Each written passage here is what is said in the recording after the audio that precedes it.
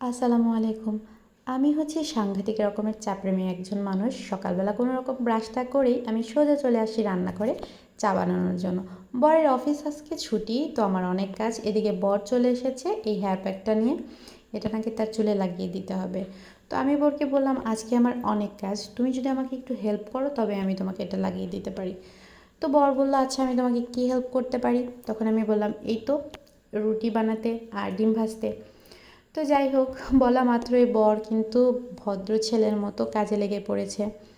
আসলে একটা কথা কি জানেন, এই 2024 সালেও এসে বউয়েরা যদি স্বামীর কাজে সাহায্য করে, ইটস নর্মাল ব্যাপার। আর কোনো স্বামী যদি বউয়ের কাজে সাহায্য করে, এটা যেন মারাত্মক একটা অপরাধ। গ্রামের আশেপাশের মানুষ যদি দেখে, মুরব্বীরা যদি দেখে, তারা তো সেই ছেলেটাকে বিভিন্ন রকম উপাধিতে ভূষিত করে।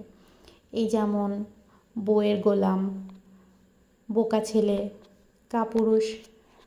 আসলে সত্যি কি ওই পুরুষগুলা কাপুরুষ? নাকি যারা গ্রামের মানুষ কি বলবে এটা ভেবে চোখের সামনে বউকে সারা দিন খাটতে দেখেও সাহায্য না করে সেই লোকগুলা কাপুরুষ?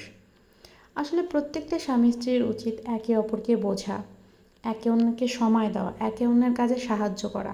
তবে তো সংসারটা সুখের হয়ে উঠবে। আসলে জানি না কেন আমরা মানুষগুলো এরকম, সামান্য একটা ব্যাপারকেও কেন এত বড় করে দেখি। তো যাই হোক, কথা বলতে বলতে আমার বরের কিন্তু নাস্তা ভাজা হয়ে গেছে। তো এদিকে এই যে দুটো রুটি দেখানোর মতো ছিল, ওইগুলো খুব একটা ভালো হয় নাই। তো যাই হোক, ম্যানেজ করে নিয়েছি, দুজনে নাস্তাটা সেরে নিয়েছি, আর ছেলেটা ঘুমিয়েছিল।